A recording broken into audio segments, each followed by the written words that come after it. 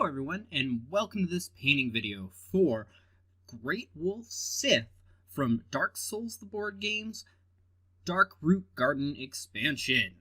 So, this is honestly my first model being painted for Dark Souls the board game since the core game, and, well, my first one for the Darkroot Garden expansion. And this model is pretty much simple and straightforward. It's a lot of gray on a black model. I'm using my dark paint scheme here, which is I prime the model black and fill in all the gaps, as you can see by any of the more, well, darker blacks, apparently, to then dry brush everything on the model that I want to look like that paint scheme. This is the same paint scheme that I've used for all of Dark Souls the board game, as it is a darker narrative and stylistic game. So I thought it would be more appropriate. I'll actually be doing the same for at least the statues and monsters of Tainted Grail Fall of Avalon.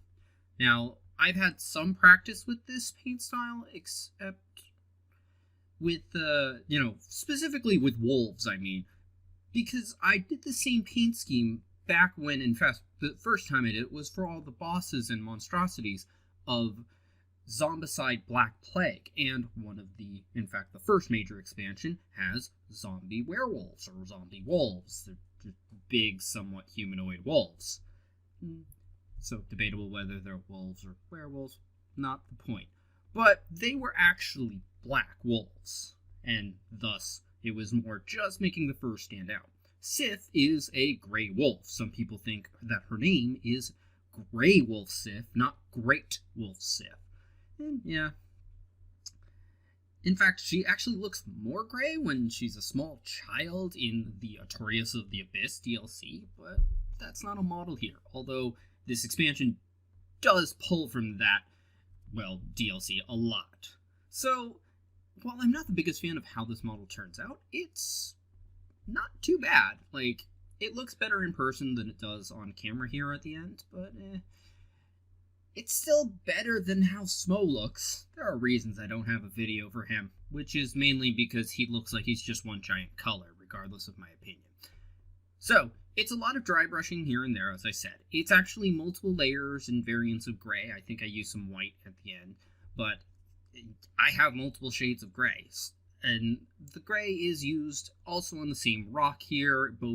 I've used two shades so far in the video. The lighter one primarily for the fur on the legs, which the next lighter being to highlight that, but it was also used to highlight a layer of the overall model itself, both with the rock and for the fur. The sword, not so much, because that's metal, not gray or black. There is actually some moss work that ends up being done, or painting work to the moss, I should say, starting right here, actually, where I start with a dark green, not gray, and end up, going to a lighter green, which actually is what I use for the boss facing lines for this entire expansion, which is only for two of the models. And I actually have already painted Artorias. Hopefully I'll have that video up soon enough, but one thing at a time. The moss was a little hard to recognize actually on this model, because some of it is just like, okay, what is moss and what looks like just rough rock? And, well, here I am onto the sword. The sword is done in primarily two shades of metal, kind of like I do a lot of metal that I don't want looking bright. This isn't like the Dancer of the Boreal Valley sword that I did, where I did that actually in my brighter paint scheme, as I do with anything that looks like it's glowing magically, or is on fire, or is fire in the case of some models. But this sword was obnoxiously long, honestly. I had to heat bend it multiple times back into place. It's not as bad as Artorias' sword is, which just eventually I had to leave to a certain degree bent. Here's the highlight for the moss.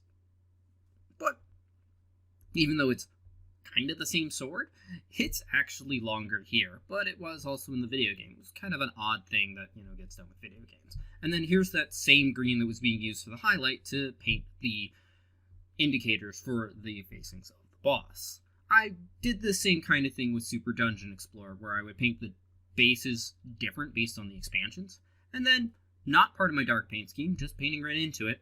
Here's some gray for the eyes. I was thinking white, but I went with gray. And then the horrid thing of painting pupils. This one takes 1, 2, 3 tries. As you see me wipe it off here again to try again. And it pretty much ends up in the same space, but it looks less derpy from the front.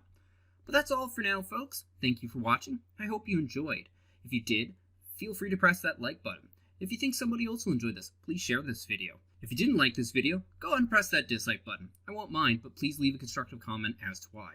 Also, feel free to comment in general, such as if you'd like to see other models painted, if you'd like to talk about more Dark Souls, the board game, Dark Souls in general, or board games in general, specifically miniature board games would be more related, but any will do. And if you want to see more like this, be it more painting videos, my unboxing videos, my board game overviews, all 3 of which I do for Dark Souls the board game, trying to get back to that last one more often, and anything else that I might do on this channel, feel free to subscribe. Regardless, thank you for watching and have a wonderful day. Bye-bye!